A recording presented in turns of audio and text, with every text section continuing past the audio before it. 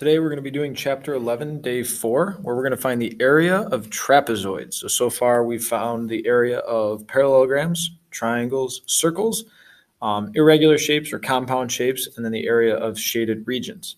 Today we're going to talk about a new quadrilateral that we've already kind of been introduced to, and that's a trapezoid.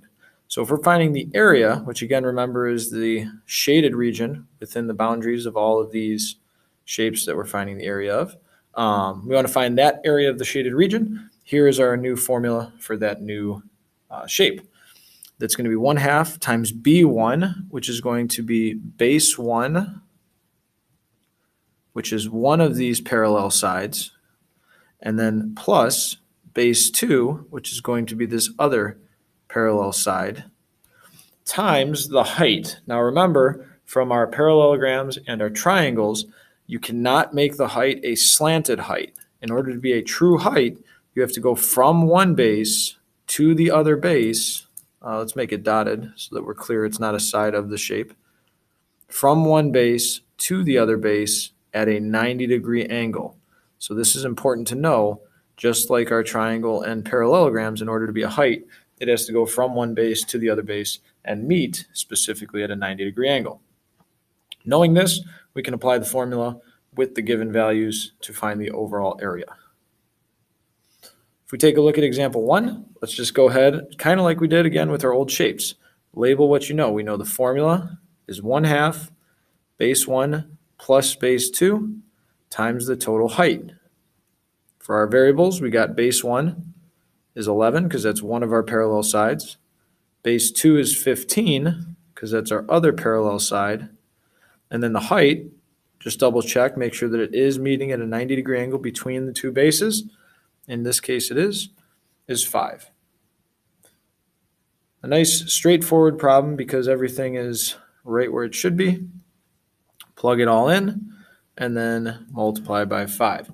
Now, here's how you want to make sure you do these. Is you want to do the inside of the parentheses first. So we got 1/2 times 11 plus 15 is going to be 26, and then times 5. Okay. So if you're typing this into the calculator, it might be a little bit easier to do the inside of the parentheses first. Otherwise, just make sure you use parentheses when you type it in. 1/2 is 0.5, might be a little bit easier to use, times 26 times 5. So the total area is going to be 65. Don't forget units, in this case inches, squared, because we are still talking about area, again, the shaded region of the entire shape. So we got 65 inches squared as the area of that trapezoid. For example 2, same thing, area equals base 1, which in this case, one of the parallel sides is going to be 3. The other parallel side, base 2, is going to be 16. And notice this time that the height itself is an actual side. Kind of like our right triangles and our rectangles, that's okay because it's taking you from one base to another.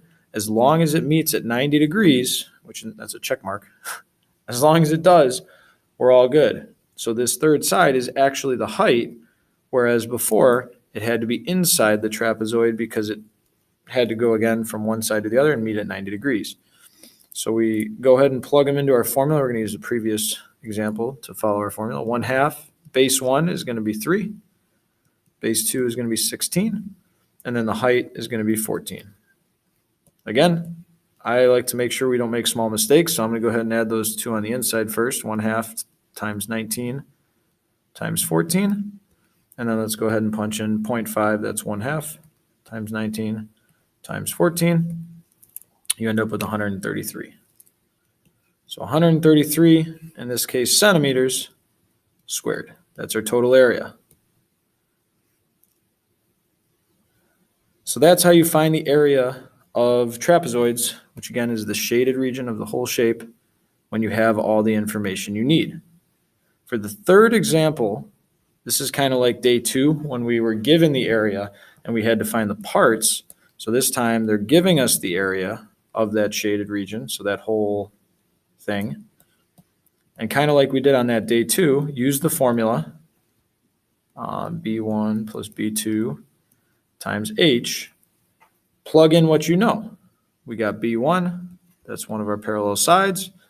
We got B2, that's our other parallel side. But this time we got A.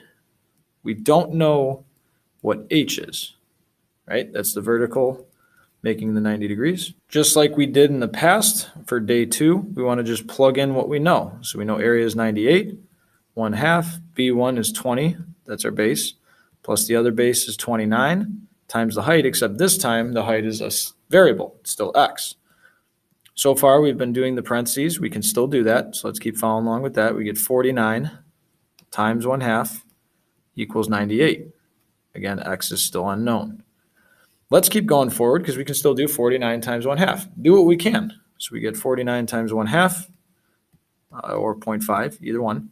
You get 24.5x equals 98. I'm going to go ahead and rewrite this equation over here so we can work with it. And now we just got to get x by itself. So now there's really no more steps that we can see by punching in the calculator. In order to get x by itself, because it's being multiplied by 24.5, we want to do the opposite, which would be dividing both sides by 24.5. Those will cancel, and then 98 divided by 24.5 will give you 4. So your x value, by knowing the total area and knowing the other parts besides the height, you can solve for x, which in this case would be 4. Go ahead and use this formula just like we did on the other ones, and you're going to be able to find total area and then also use the total area to find any part of a trapezoid. Good luck.